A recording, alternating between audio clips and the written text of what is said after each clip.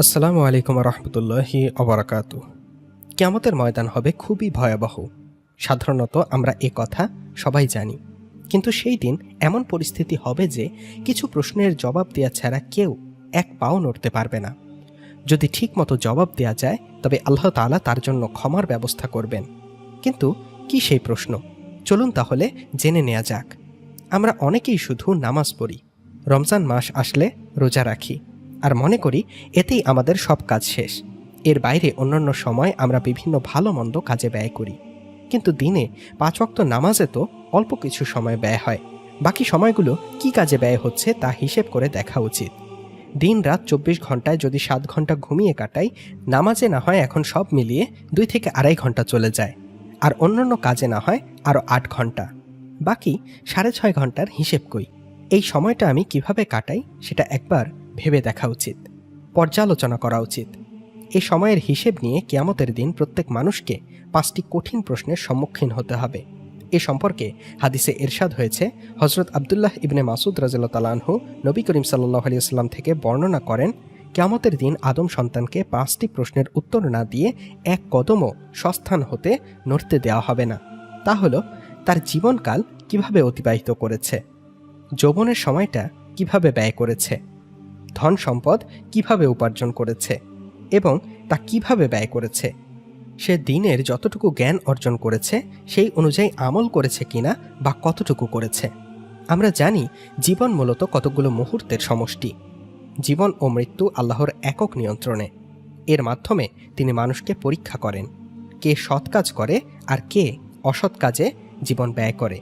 পরীক্ষার জন্য যে জীবন নির্দিষ্ট তা যেন তেনভাবে ব্যয় করার সুযোগ নেই। আর আল্লাহকে সন্তুষ্ট করতে না পারার পরিণতি যে ভয়াবহ হবে তা বলার অপেক্ষা রাখে না। দ্বিতীয় প্রশ্ন, যৌবনের শক্তি ও যোগ্যতা কোথায় ব্যয় করা হয়েছে?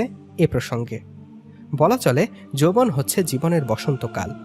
যে কেউ যৌবনের শক্তি ও যোগ্যতা কাজে লাগিয়ে মানবতার কল্যাণে অনেক কিছু করতে পারে, আবার এই শক্তিকে জুলুম, অত্যাচার ও অনাচার সৃষ্টিতে লাগাতে পারে। অনেকে ধারণা করে জীবন ও যৌবনে অনাচার করলেও বুড়ো বয়সে নেক কাজে আত্মা নিয়োগ করব। এমন আশা পোষণের কোনো মূল্য নেই, কারণ আগামীকাল বেঁচে থাকার কোনো গ্যারান্টি কারও নেই। পক্ষান্তরে যৌবনকাল বিষয়ে যেহেতু প্রশ্ন হবে, তাই তা চলে যাওয়ার আগেই সবাইকে সতর্ক হতে হবে। এ বিষয়ে হযরত রাসূলুল্লাহ সাল্লাল্লাহু আলাইহি ওয়াসাল্লাম বলেন, তোমরা 5টি বিষয়কে অপর 5টি বিষয়ের পূর্বে গুরুত্ব প্রদান করো। যৌবনকে বার্ধক্য আসার আগে, সুস্থতাকে রোগাক্রান্ত হওয়ার আগে, সচ্ছলতাকে দরিদ্র হওয়ার আগে, অবসরকে ব্যস্ত হওয়ার আগে, হায়াতকে মৃত্যু আসার আগে। তিরমিজি। তৃতীয় ও চতুর্থ প্রশ্নে বলা হয়েছে, মাল সম্পদ কোথায় হতে উপার্জন করেছ এবং কোথায় ও কিভাবে তা ব্যয় করেছ। জ্ঞানীরা বলেছেন, দুনিয়ার মোহ মানুষের স্বভাবজাত। কোরআনে কারিমে সূরা আদিয়াতের 8 নম্বর আয়াতে ইরশাদ হয়েছে, অবশ্যই মানব হৃদয়ে সম্পদের মোহ অতি প্রবল। অর্থাৎ সম্পদ মানুষের জীবনের অপরিহার্য এক বিষয়। এটা ছাড়া জীবনের একদিনও অতিবাহিত করা যায় না, কিন্তু এর একটি সীমা আছে। আল্লাহ তাআলা ধন সম্পদ উপার্জন ও ব্যয়ের ক্ষেত্রে কিছু বিধিবিধান বর্ণনা বলে দিয়েছেন। যেমন ব্যবসাকে হালাল করেছেন, আবার সুদকে হারাম করেছেন। ইসলামের এ বিধানগুলো রক্ষা করে চলতে হবে। হালাল পথে উপার্জন করে হালাল পন্থায় খরচ করতে হবে। শেষ প্রশ্ন করা হবে, অর্জিত জ্ঞানের কতটুকু আমল করা হয়েছে এ বিষয়ে। বলা হয়, যে জ্ঞানী তার অর্জিত জ্ঞানের ওপর আমল করে না, সে জ্ঞানকে অসম্মানিত করে। এখানে ইলম বলতে কুরআনের জ্ঞানকে বোঝানো হয়েছে। সমাজের প্রতিটি রন্ধ্রে আজ যে অবক্ষয় মাথাচাড়া দিয়ে উঠেছে, এর মূলে রয়েছে মানুষের অর্জিত জ্ঞান অনুযায়ী আমল না করা। হাদিসে এ সম্পর্কেই বলা হয়েছে, বস্তুত শুধু জানাটাই মুক্তি নয়, বরং মানাটা মুক্তি।